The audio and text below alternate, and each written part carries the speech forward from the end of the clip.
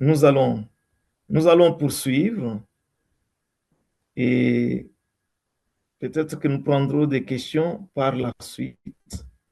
Nous venons de voir que manger la chair et boire le sang du Seigneur Jésus, c'est s'approprier sa mort.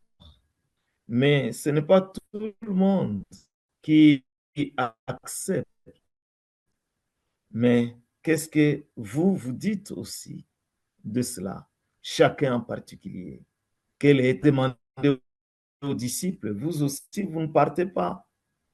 Mais qu'est-ce qu'ils vont dire? Ils vont dire, par Pierre, Paul de la vie.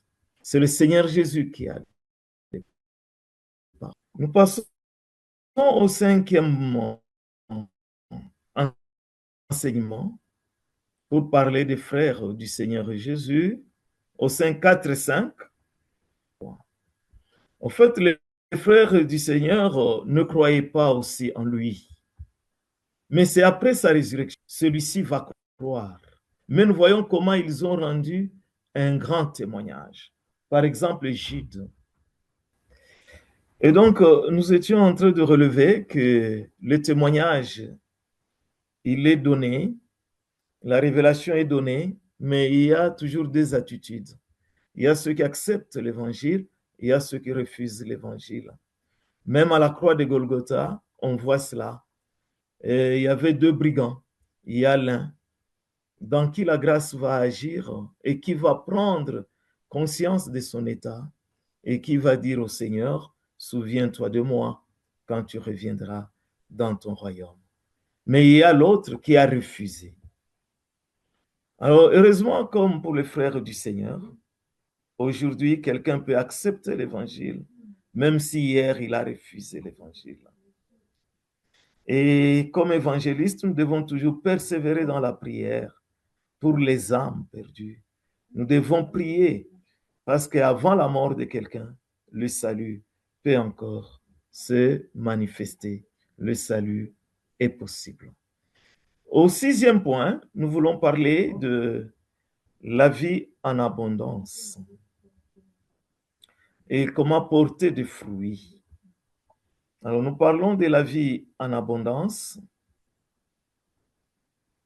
tout en sachant que la vie chrétienne n'est pas l'effort humain en abondance. C'est la vie spirituelle. Et cette vie qu'il donne en abondance, nous avons une double sécurité. Double sécurité que cette vie éternelle, ce salut, nous ne pouvons pas le perdre. Dans Jean chapitre 10, versets 28 et 29, le verset il est devant nous. Je leur donne la vie éternelle. C'est une vie pour l'éternité. Elles ne périront jamais. C'est-à-dire, on ne perdra jamais cette vie. Personne ne les ravira de ma main. C'est déjà une sécurité. Mon Père qui me les a donnés est plus grand que tous. Et personne ne les ravira de la main de mon Père. Nous avons une double sécurité. La main du Seigneur Jésus, mais aussi la main du Père. Pour perdre la vie, il faut enlever la main du Fils. Mais qui peut l'enlever? Enlever la main du Père. Mais qui peut l'enlever? Le Père est plus grand que tous. Mais certains peuvent penser que moi, je puis alors, quelqu'un peut se faire sortir de cette vie ou de cette main. Mais est-ce que nous avons plus de force que Dieu? Non. Et 1 Pierre, chapitre 1, verset 5, nous donne une assurance supplémentaire et que nous sommes gardés par la puissance de Dieu. C'est la puissance de Dieu qui nous garde. C'est une assurance, une certitude, la sécurité, la sûreté. Alors, je donne un exemple d'un enfant dans une famille. Lorsqu'un enfant est né dans une famille, il est le fils de son père. Est-ce qu'il peut perdre ce fait-là d'être fils de son père. Mais si on prenait son ADN et l'ADN de son père, nous sommes réellement fils, enfants de Dieu, c'est pour l'éternité, parce que c'est la vie éternelle. Et Hébreux 5, 9 nous l'indique, le Seigneur Jésus, il est l'auteur d'un salut éternel. Et il mène à la perfection pour toujours ceux qui s'approchent de Dieu par lui. C'est dans Hébreux 10, le verset 14. Nous allons poursuivre avec portée de fruits. Dans Jean, chapitre 15, nous avons une belle image du Seigneur Jésus qui est présenté comme le vrai cep. Et nous sommes des sarments. Et pour que les sarments portent de fruits, doit rester attaché au cep. Le cep, c'est le tronc de l'arbre, le tronc de cette vigne que nous voyons ici. Et les sarments, ce sont des branches. Et c'est sur les sarments qu'on va voir réellement des fruits, des raisins. Et il y a 4 secrets pour pouvoir porter des fruits. La parole de Dieu. Nous devons aimer la parole de Dieu. On peut poser la question. Combien de fois nous avons lu la Bible? Du début à la fin. Je vous encourage à le faire. Et c'est possible. On peut le faire 1 fois, 2 fois, 3 fois, 4 fois, même 5 fois, même plus. La prière, nous devons persévérer dans la prière. Le service, chaque enfant de Dieu a reçu au moins un don spirituel. Il faudrait qu'il le mette au service des autres. Nous ne devons pas être seulement des chrétiens des dimanches, mais nous devons être des chrétiens qui réellement savons pourquoi nous avons été sauvés. C'est pour servir. Et le premier service, c'est l'adoration, nous l'avons vu, mais nous devons aussi mettre au service des autres le don que nous avons reçu de la part de Dieu. Et Dieu n'est pas injuste pour oublier cela. Les réunions aussi de l'Assemblée, qui sont tenues selon les Écritures, ça nous aide pour que nous restions attachés au cep. Alors, je vais y aller peut-être une fois pour toutes, comme il y a eu interruption, et les questions viendront à la fin. Je vais résumer ce qui suit. Nous passons donc au 7e point, c'est le Saint-Esprit dont nous voulons parler, le Consolateur. Au chapitre 14, chapitre 15 et chapitre 16, le Seigneur Jésus, lorsqu'il est entré de dire au revoir à ses disciples, lorsque le Seigneur Jésus, il donne son testament, il parle d'un autre consolateur, c'est le Saint-Esprit. Avant de monter au ciel, le Seigneur Jésus, il a promis un autre consolateur, et c'est le Saint-Esprit. Dans Jean, chapitre 14, versets 16 et 17, dans Jean chapitre 15, verset 26, Jean chapitre 16, verset 13, 14. Mais qui est réellement le Saint-Esprit? Il est Dieu. Parce que mentir au Saint-Esprit, c'est mentir à Dieu. Nous voyons cela dans Actes, chapitre 5, verset 3 à 5, avec Ananias et Saphira. Mais aussi, le Saint-Esprit a les attributs divins. Le Saint-Esprit, il est omniprésent. Omniprésent, pourquoi? Parce qu'il habite dans les cœurs de croyants, dans les corps. Nos corps sont les temples de Dieu. Et Dieu habite en nous par l'Esprit qu'il nous a donné. Cela nous montre, s'il est en moi, en vous, il est omniprésent. Le Saint-Esprit est aussi omniscient. Il connaît les, les désirs de Dieu, il connaît les pensées de Dieu et il intercède pour nous. Il prie pour nous dans Romains chapitre 8, à partir du verset 26 et poursuivant. Il intercède pour nous, il prie pour nous. Le Saint-Esprit, il est aussi omnipotent parce qu'il a participé à la création. Déjà dans Genèse, chapitre 1er, le verset 2e, l'Esprit de Dieu se mouvait au-dessus des eaux.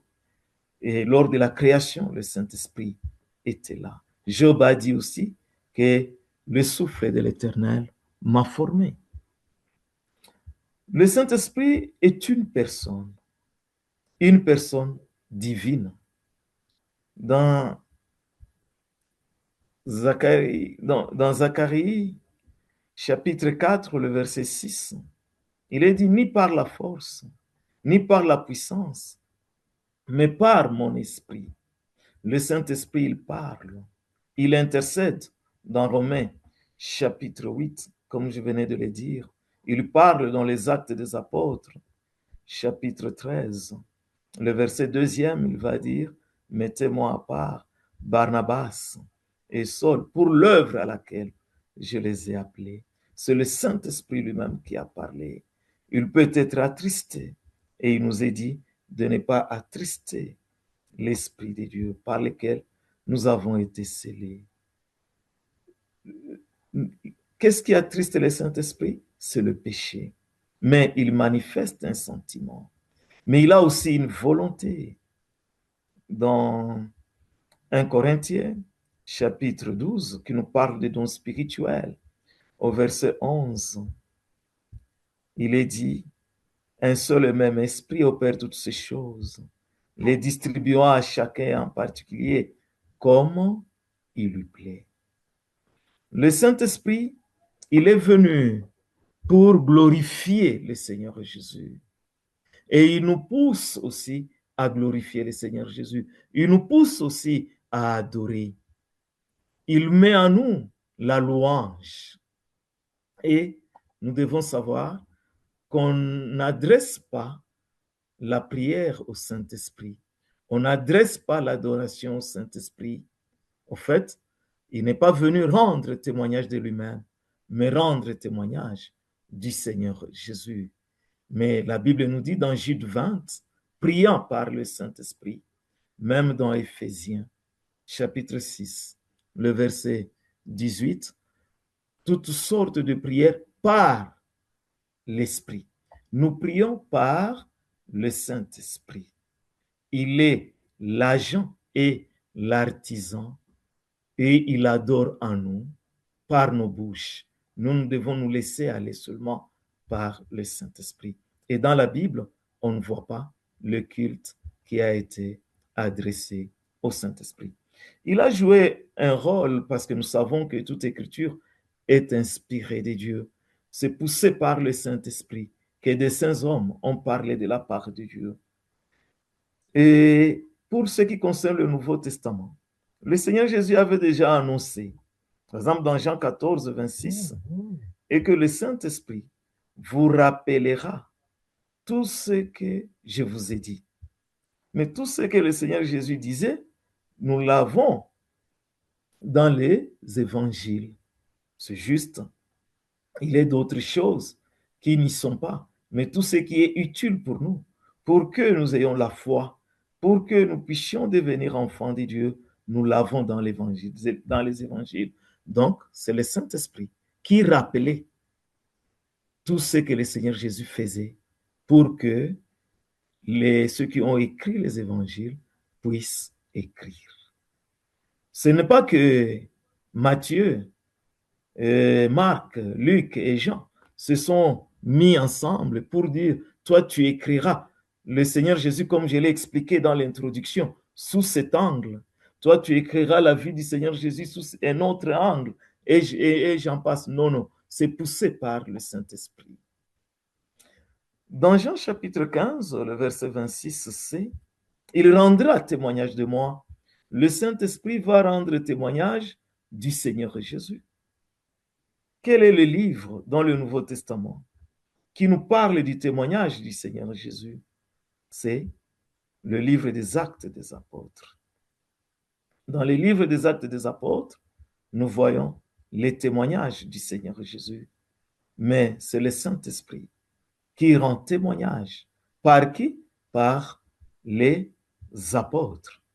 Donc l'écriture aussi des Actes des Apôtres, c'est le témoignage qui est rendu par qui? Par le Saint-Esprit. Sur qui? Sur le Seigneur Jésus. Dans Jean chapitre 16, le verset 13b et 13c, il vous conduira dans toute la vérité. Là, il s'agit des épîtres.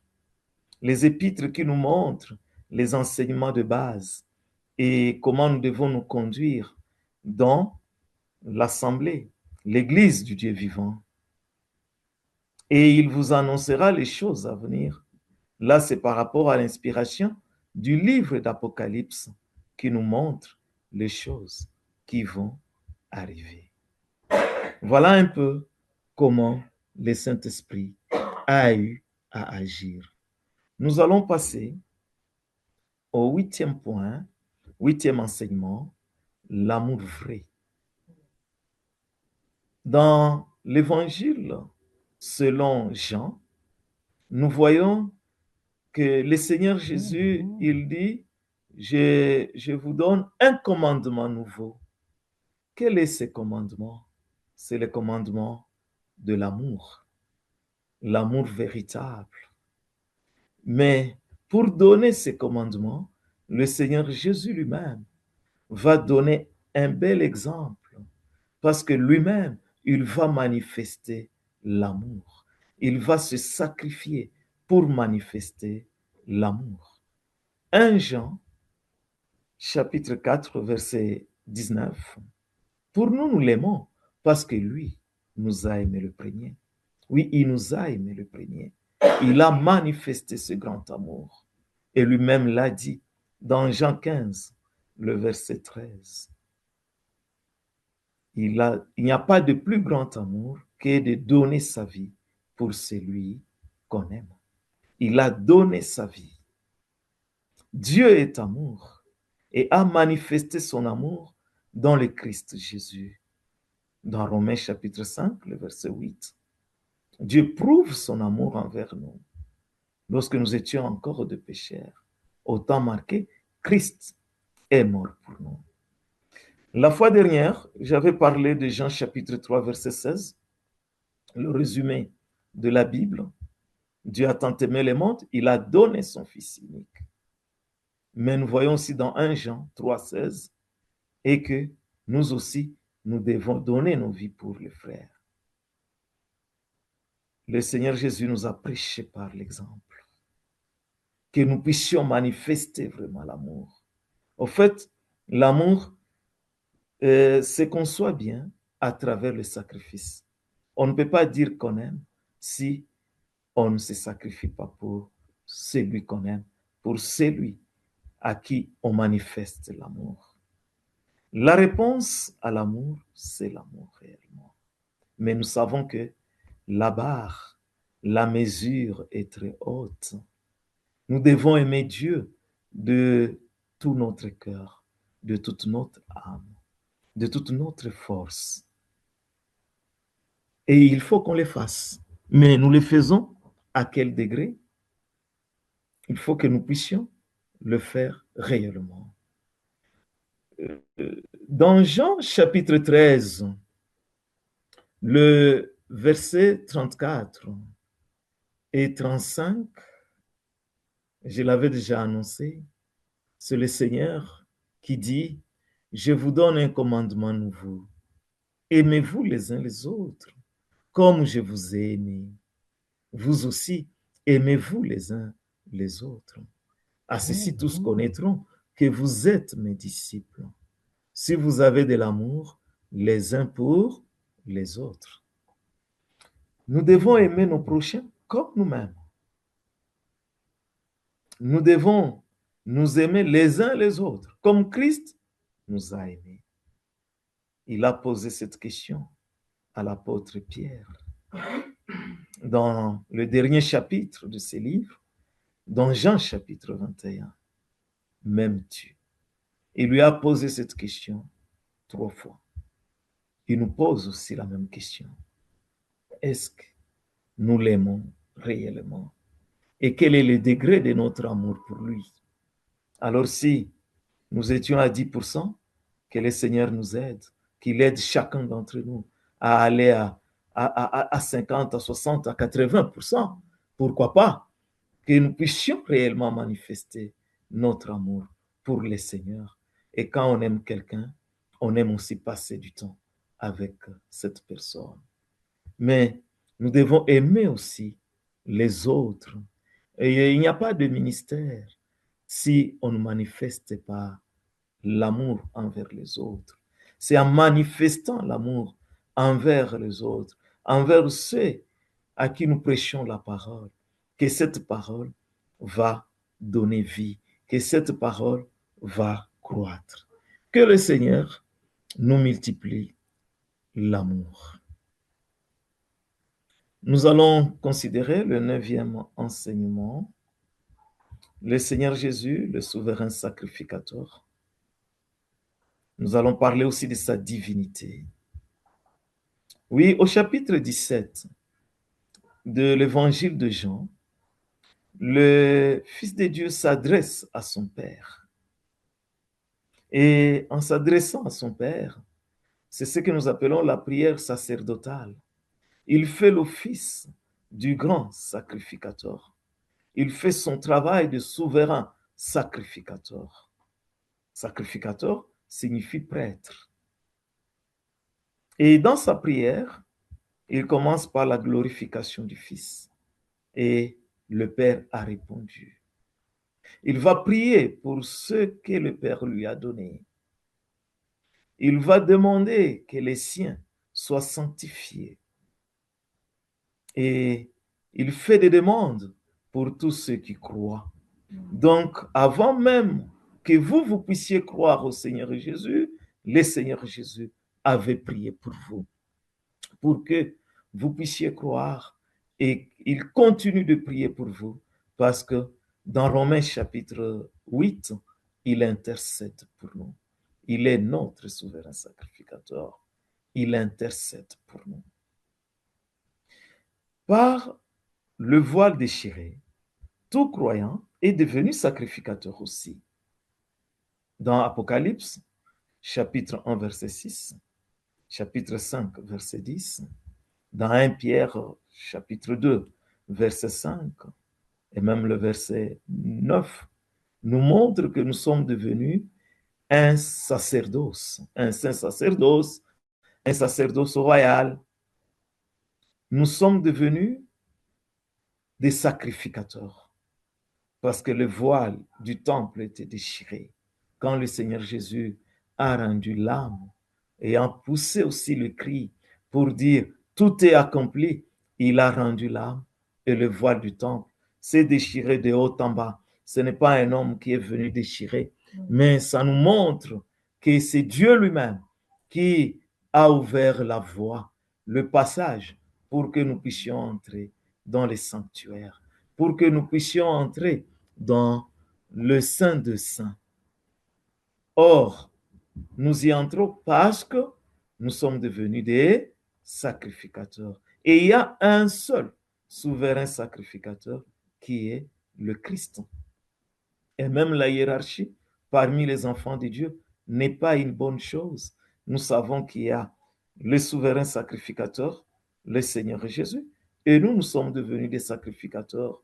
Et pour que cela, nous puissions le comprendre, dans Matthieu, chapitre 23, le verset 8, alors que les apôtres étaient là, l'apôtre Jean était là, l'apôtre Pierre était là, il dit, mais vous, ne vous faites pas appeler rabbi, ne cherchez pas des titres, ne cherchez pas d'appellation outre mesure, mais il dit, vous êtes tous des frères. Si toi aussi tu pouvais dire cela, nous sommes tous des frères, nous qui avons cru au Seigneur Jésus. C'est juste, chacun a reçu le don particulier qu'il a reçu, qu'il l'exerce, sachant qu'il est sacrificateur, mais l'autre est aussi sacrificateur. Et dans l'église locale, nous savons dans Philippiens chapitre 1, verset 1, nous voyons, il est écrit à tous les saints, nous tous qui sommes sacrificateurs. Et puis on montre aux anciens, ou tout simplement aux évêques, c'est-à-dire les anciens, et aux diacres. Mais ils sont aussi sacrificateurs, mais ils ont des responsabilités dans l'assemblée locale. Ce n'est pas qu'eux, ils sont maintenant au-dessus des autres. Non, non. Mais ils ont une charge qu'ils auront à accomplir dans l'humilité que le Seigneur veut. N'oublions pas que l'humilité précède la gloire et que l'orgueil précède la chute. Le Seigneur Jésus, il est le seul souverain sacrificateur. Nous voyons cette photo du souverain sacrificateur que nous avons tirée du livre La Maison d'Or, qui nous parle du tabernacle. Et nous sommes portés sur la poitrine du Seigneur Jésus et sur ses épaules. Et celui qui nous présente continuellement devant Dieu son Père. Et lorsque nous prions, même lorsque nous adorons, tout passe par le Seigneur Jésus. Ça, ce n'est qu'une image pour nous faire comprendre comment les souverains sacrificateurs de l'Ancien Testament étaient habillés. Mais pour le moment, nous devons revêtir Christ. Nous n'avons même plus à porter des signes distinctifs. Cela n'est pas selon la volonté du Seigneur Jésus dans Matthieu chapitre 23, dont je venais de parler. Quand nous prenons le verset 5, 6, 7, nous voyons que nous ne devons pas porter des signes distinctifs comme le faisaient les pharisiens et les sadducéens et les scribes. Ce qu'ils faisaient, nous ne devons pas l'imiter. Nous allons parler maintenant de la divinité de notre Seigneur Jésus. Le Seigneur Jésus, il est Dieu. Et l'évangile, selon Jean, n'y va pas par deux chemins. Commence par là. Dans Jean, chapitre 1er, le verset 1er. Au commencement était la parole était avec Dieu, et la parole était Dieu. Le Seigneur Jésus, il est Dieu. Et l'évangile de Jean, qui nous montre Jésus-Christ comme Fils de Dieu, contient de nombreuses preuves de sa divinité. Nous avons de nombreuses preuves de sa divinité. Premièrement, l'éternité du Christ. Dans Jean chapitre 1, les versets 1er et 2e, le Seigneur Jésus, il est d'éternité en éternité. Et d'autres passages le montrent. Sa toute-puissance manifestée dans la création. Il a créé toutes choses. Rien de ce qui a été fait n'a été fait sans elle. La parole, le logos dont nous avons parlé. Et même dans les miracles que le Seigneur Jésus a accomplis, nous voyons que le Seigneur Jésus, il manifeste la puissance et c'est la puissance divine. Mais nous voyons aussi son omniscience. Il connaît tout. Sa sainteté absolue, son égalité avec Dieu, sa sagesse parfaite, son omniprésence aussi. Tout cela nous montre que le Seigneur Jésus, il est Dieu. Et puis, les affirmations de l'Écriture. L'Écriture affirme que le Seigneur Jésus, il est Dieu. Les témoignages qui lui sont rendus aussi, comme le témoignage de Jean-Baptiste, sa résurrection, qui montre aussi la puissance manifestée, sa glorification. Tout cela nous montre que le Seigneur Jésus, il est Dieu.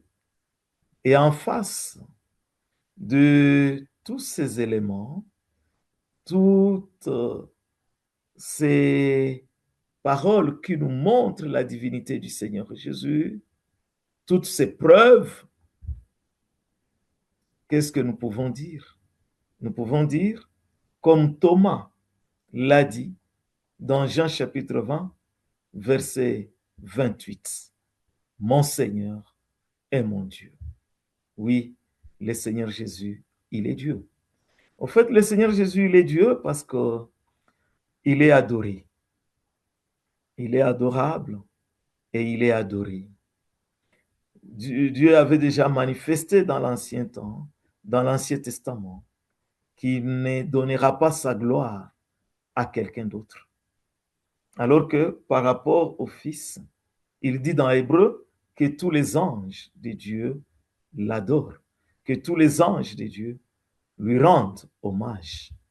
Non seulement les anges, le Seigneur Jésus, petit enfant, lors de sa naissance, il a été adoré. Les mages sont venus, l'ont adoré.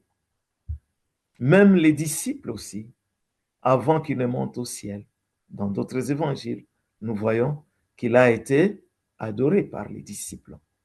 Oui, le Seigneur Jésus, il est adoré. Cela nous montre que le Seigneur Jésus, il est Dieu. Nous allons passer au 10e enseignement, la mort et la résurrection du Seigneur Jésus. Nous voyons plus les chapitres 19, le chapitre 20 et le chapitre 21.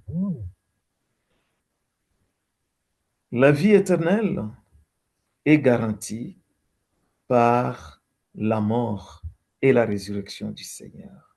C'est la victoire. La victoire pour nous. Oui, nous avons eu cette victoire. Pourquoi? Parce que le Seigneur Jésus, il a accepté de donner sa vie, comme lui-même l'avait dit dans l'évangile de Jean. Le grain de blé qui tombe à terre, s'il ne meurt, il reste seul. Mais s'il meurt, alors il va porter beaucoup de fruits. C'est comme ça que le Seigneur Jésus, il est mort pour que nous soyons rachetés, pour que nous puissions appartenir à Dieu. Vraiment, c'est notre victoire. Et la preuve que son sacrifice a été agréé par Dieu, c'est sa résurrection. Le Seigneur Jésus, il est ressuscité. Jésus donne sa vie. Son côté sera percé. Le sang va couler. Sans effusion de sang, il n'y a pas de rémission de péché. Or, si le sang n'avait pas coulé du Seigneur Jésus, il n'y aurait pas de rémission de péché. Et s'il n'y aurait pas de rémission de péché, nous ne serions pas sauvés. Donc nous avons été sauvés à cause de la mort du Seigneur Jésus, par le sang qui a coulé de son côté. Et le tombeau, il est maintenant vide. Il est vide, c'est la victoire qui se manifeste. Et nous allons voir que les femmes vont annoncer la résurrection du Seigneur Jésus.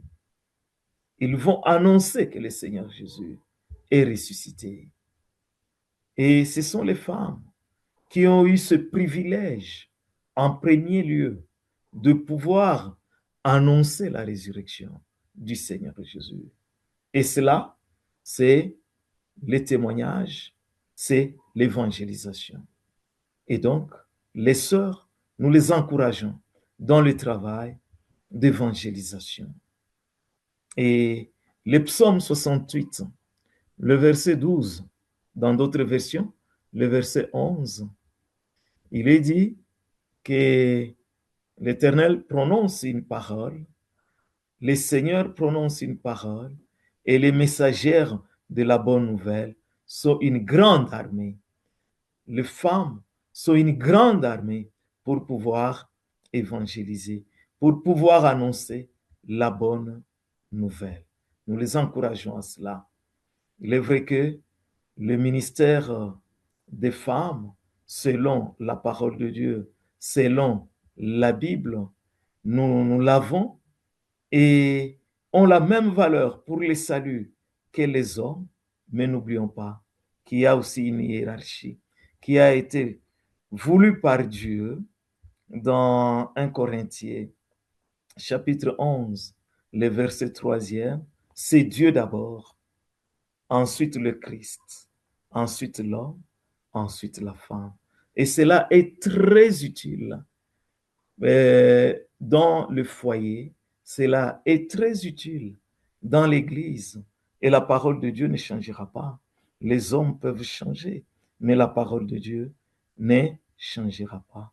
C'est ainsi qu'il est dit que la femme soit soumise à son mari, comme l'Église est soumise à Christ. Cependant, elle a un grand rôle à jouer.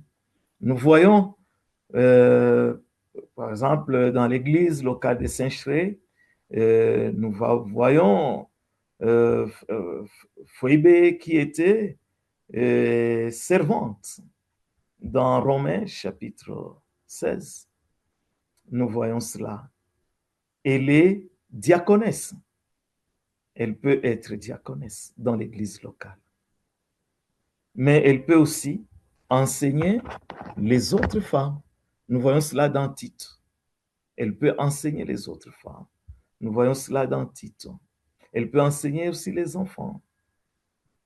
Et elle peut faire du bien.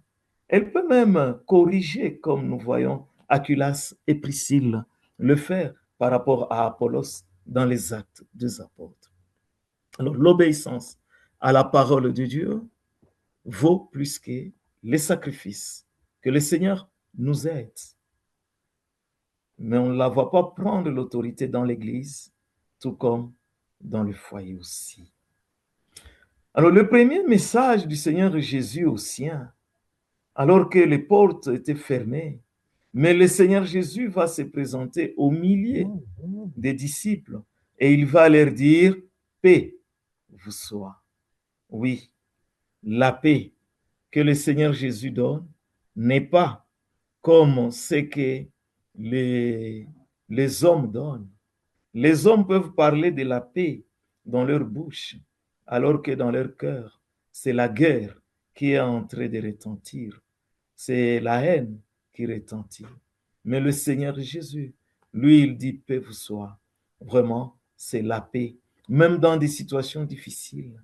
Nous pouvons traverser des situations difficiles, mais nous aurons cette paix intérieure, cette paix qui n'est connue que par ceux qui appartiennent au Seigneur Jésus. C'est ainsi que vous pouvez vous retrouver dans des situations difficiles. Je me souviens un jour, on quittait Bukavu pour venir à Goma avec un certain nombre de serviteurs de Dieu. Je sais que d'autres sont en train de nous suivre, de me suivre maintenant, et donc vont se rappeler. Et nous avons eu un problème de panne avec les canons rapides qu'on utilisait sur le lac.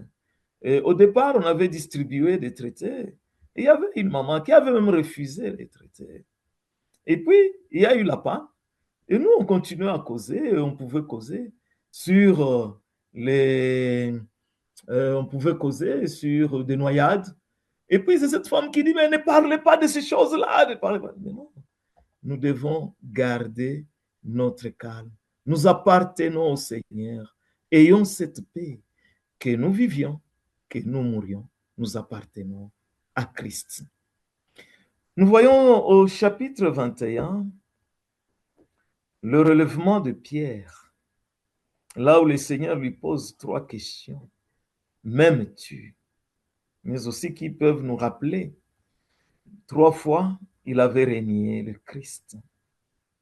Mais cette page est finie et le Seigneur l'a réellement restauré et lui a dit, paix mes brebis.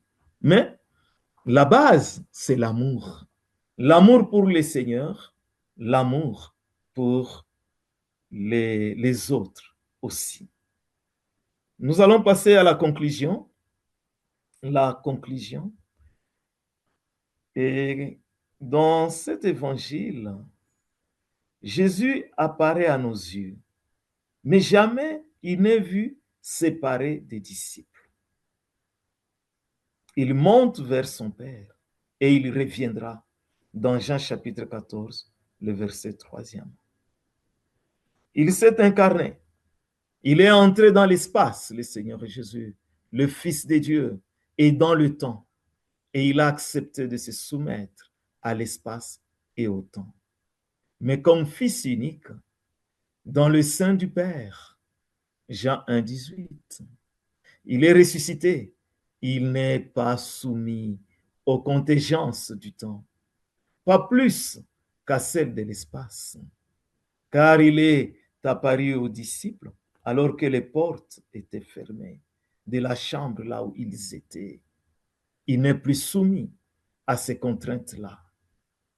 Et la structure de l'évangile, selon Jean, est très remarquable par des résonances constantes.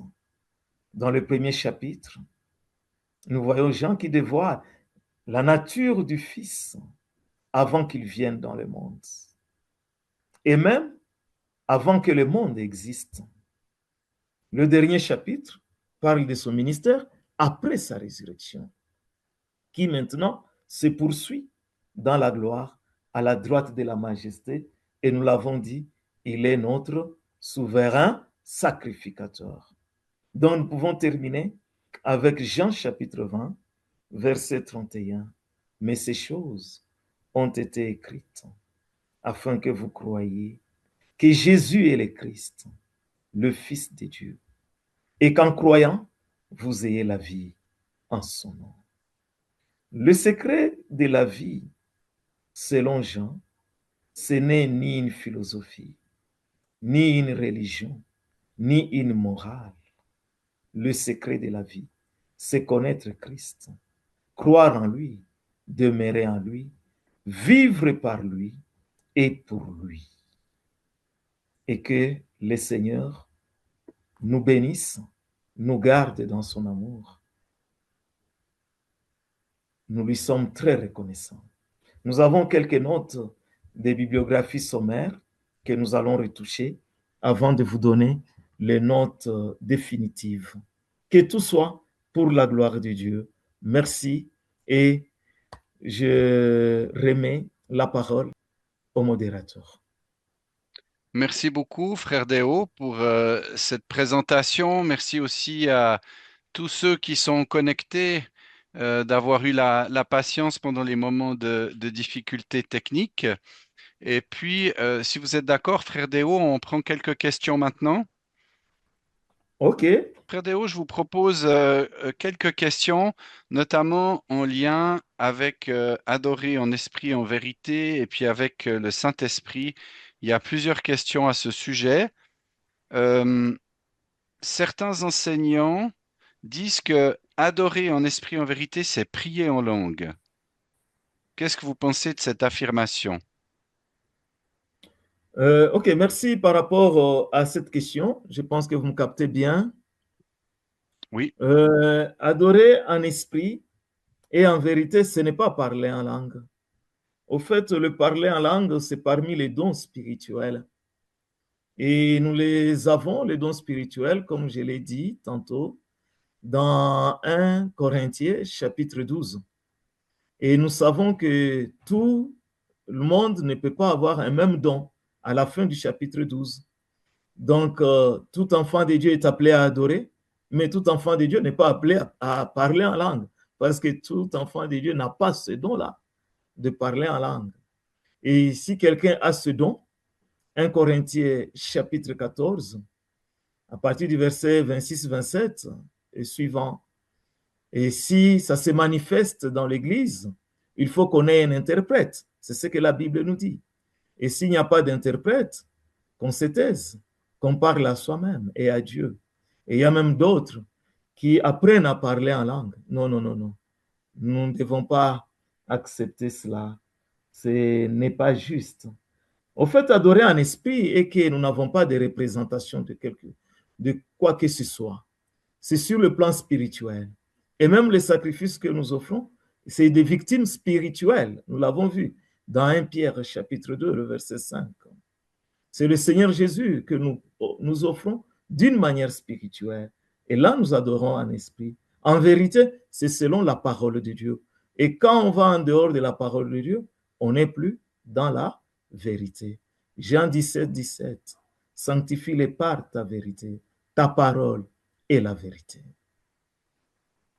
Merci Voilà. pour cette première réponse. On a beaucoup de questions au sujet du Saint-Esprit, du baptême du Saint-Esprit. Donc, on va prendre une question qui paraît importante aussi pour préciser les choses.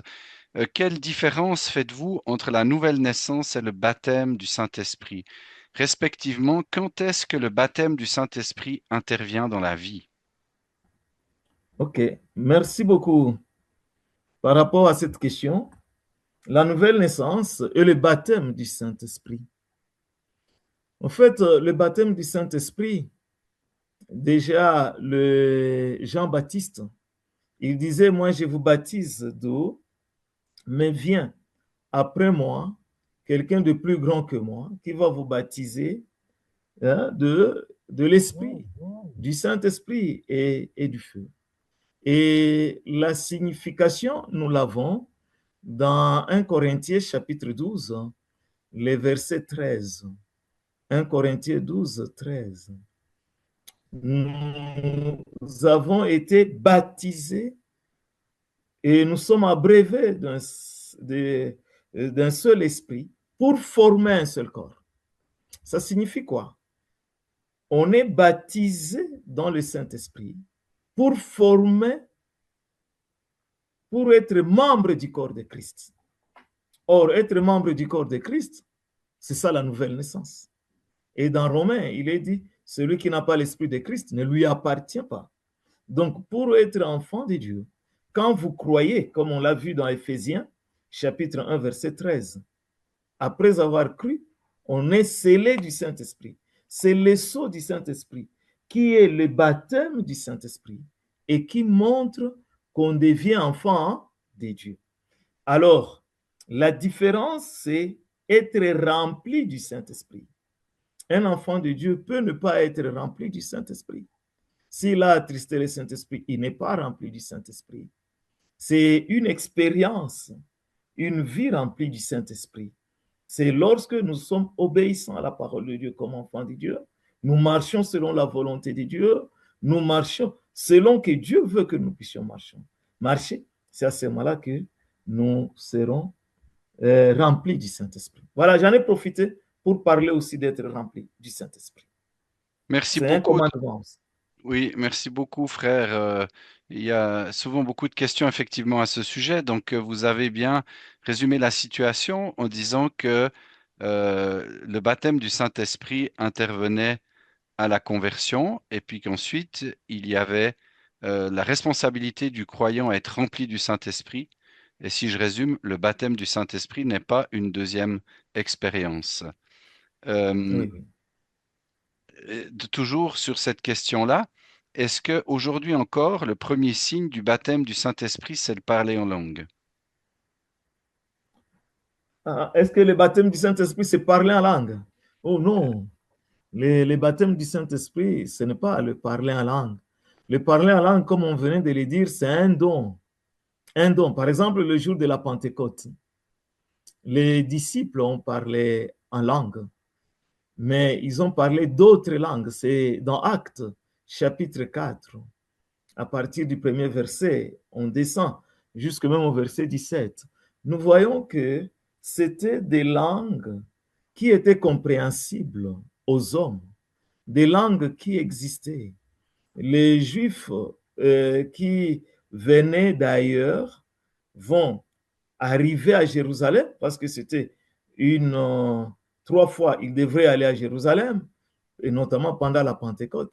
Ils vont les entendre parler dans leur propre langue maternelle, c'est-à-dire les langues de là où ils venaient, comme ceux qui venaient de Rome. À Rome, on parlait le latin, mais les apôtres, les disciples, sans avoir appris le latin, vont parler le latin.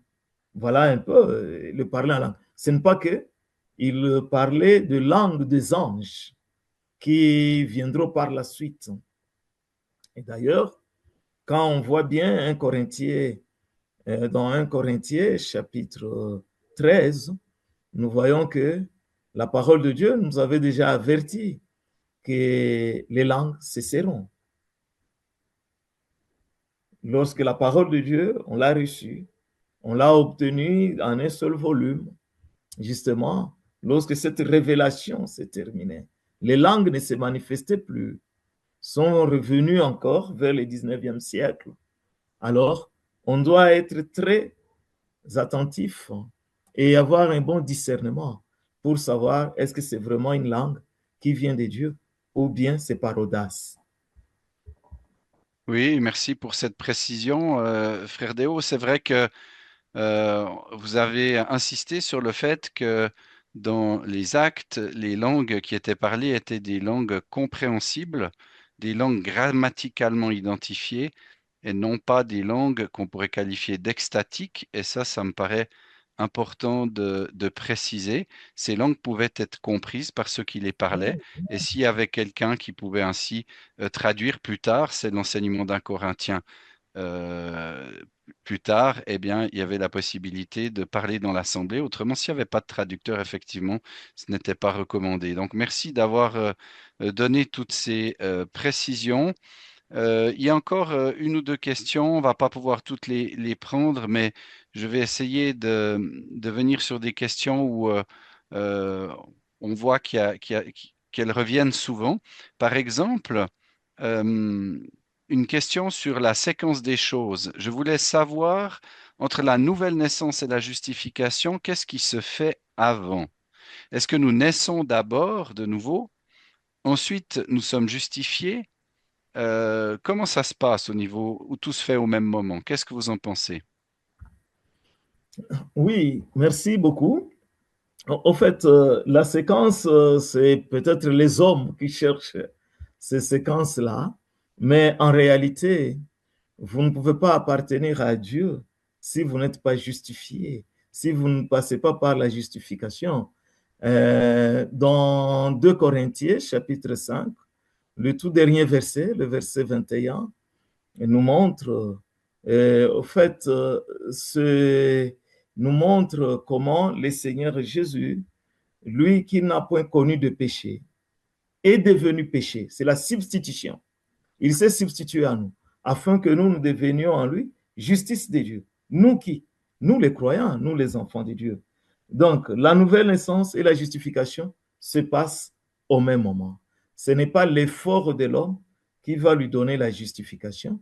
Oui, mais pour devant les hommes, ça on peut dire oui, mais parce que les œuvres justifient, mais devant les hommes, mais c'est la foi qui justifie devant Dieu.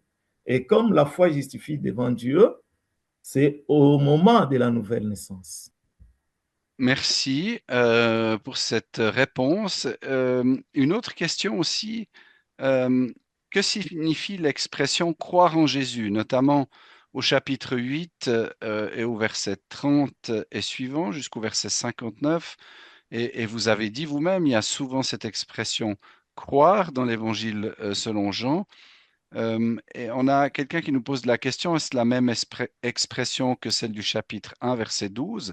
Parce que nous voyons les Juifs qui croient en Jésus au verset 31. Par la suite, on voit Jésus qui dit à ces mêmes Juifs qu'ils ont pour père le diable. Et enfin, ces personnes, les mêmes toujours, cherchent à lapider Jésus au verset 59. Alors, quelqu'un pose la question, est-ce qu'ils ont cru en lui ou pas? Merci. Ok, merci beaucoup. C'est une question très intéressante. Elle est pertinente. Au fait, la foi, dans Jean chapitre 1, le verset 12, c'est la foi qui sauve. Même au chapitre 3e, le verset 16, le verset 36, le dernier verset, c'est la foi qui sauve, qui donne la vie. Alors, il y a des gens qui professent la foi par leurs lèvres, mais dans leur cœur, ils n'ont pas encore accepté. Au fait, la foi, c'est cette acceptation. C'est vraiment adhérer, accepter que j'appartiens maintenant à Christ et que Christ puisse diriger ma vie. En fait, il faut l'accepter comme sauveur. Il est mort à cause de mes péchés. Et comme Seigneur, qui lui dirige ma vie. J'avais eu un entretien avec un pasteur, mais qui n'avait pas encore cru. Mais il pouvait toujours parler de la foi. Et il pouvait prêcher aussi pour ce qui concerne la foi. Mais à la longue, et c'était l'occasion pour qu'il croie. Et il est resté mon ami, et vraiment mon grand ami. Euh, donc, si c'est par les lèvres seulement, et que ça ne descende pas de 30 centimètres vers le cœur, à ce moment-là, il n'y a pas vraiment de vraie foi. Donc, et ne croyez pas vraiment en acceptant sincèrement le Seigneur Jésus. Mais c'était par les lèvres. Merci. Merci. Donc, on dit toujours qu'il y a une différence de 30 centimètres entre la tête et le cœur, qui fait toute la différence, n'est-ce pas? Euh, on va terminer cette session par une dernière question. On a parlé de adorer en esprit et en vérité, et on a une question au sujet de l'adoration. Nous avons été enseignés que l'adoration, c'est une forme de musique douce et calme. Qu'en dites-vous? Ok, merci beaucoup. Là, je ne serai même pas très long. En fait, ce n'est pas la forme de la musique qui fait que ce soit l'adoration, mais c'est le contenu. Si le contenu de cette musique n'a rien d'adoration, ne parle pas du Seigneur Jésus qui est le sacrifice qu'on offre à Dieu, ne parle pas de Dieu, de sa grandeur, de sa puissance, de ce qu'il a fait, de ce qu'il est, à ce moment-là, il n'y a pas d'adoration là-bas. Ça peut être une musique douce, mais vous êtes en train de demander que Dieu vous aide, que Dieu vous visite. Il n'y a pas d'adoration là-bas. Voilà ce que je puis dire. Ce n'est pas la mélodie qui fait que ce soit adoration, c'est le contenu. Merci pour cette dernière réponse à ces questions. Merci beaucoup tous les frères et sœurs qui ont posé des questions et qui ont permis ainsi de pouvoir un peu approfondir certains points du sujet.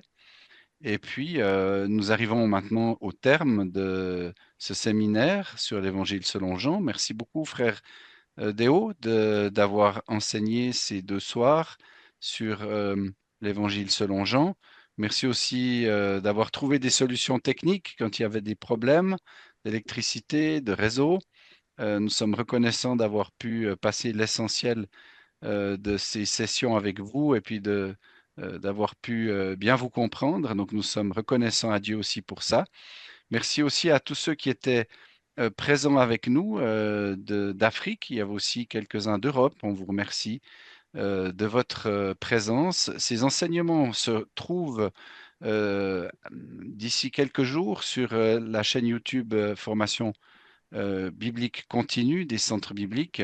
Alors, Claude Henry aura certainement du travail pour faire quelque chose de bien avec les petits problèmes techniques qu'on a eus, mais certainement qu'une bonne partie de ces enseignements seront disponibles sur cette chaîne YouTube d'ici quelques jours. N'hésitez pas à aller la visiter et j'aimerais simplement prier pour conclure ces moments.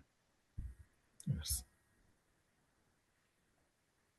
Dieu notre Père, nous te remercions pour ces instants passés autour de ta parole. Merci pour Frère Déo, pour son enseignement. Merci pour tous les bien-aimés aussi qui étaient présents de différents pays d'Afrique, mais aussi d'Europe. Merci pour cette langue commune, le français, que nous partageons et qui nous permet d'être en communion fraternelle avec des frères et sœurs de nombreux pays différents. C'est une grâce de ta part et nous voulons te louer et te remercier pour cette communion aussi que nous avons pu vivre dans le cadre de ce séminaire. Nous prions pour tous ceux qui étaient présents, que tu les bénisses avec ta parole, que ce qu'ils ont entendu puisse travailler leur cœur. Tu vois, nous avons parlé de connaître certaines informations, de croire seulement avec la tête, mais tu nous invites à le faire aussi avec le cœur, avec notre volonté. Et Dieu notre Père, nous savons que cela fait toute la différence. Alors aide-nous sur le chemin à marcher avec toi à croire tes paroles, à les mettre en pratique et aussi à les transmettre à d'autres dans le cadre du service des centres bibliques, mais aussi dans le cadre du service dans l'église locale, dans tout autre ministère, que tu bénisses ainsi ta parole. Nous prions pour tous les frères et sœurs représentés, pour leurs églises locales, que tu bénisses abondamment, que ça soit à Goma, à Kinshasa, à Brazzaville, à Ouagadougou, et ici en Europe. Nous remettons ta parole, qu'elle produise du fruit pour ta gloire. Au nom du Seigneur Jésus, Amen. Amen. Merci beaucoup Oui, merci des cœurs. Merci des cœurs. Voilà. et nous vous Grand merci. souhaitons à tous une belle fin de soirée. Que le Seigneur vous bénisse. Merci.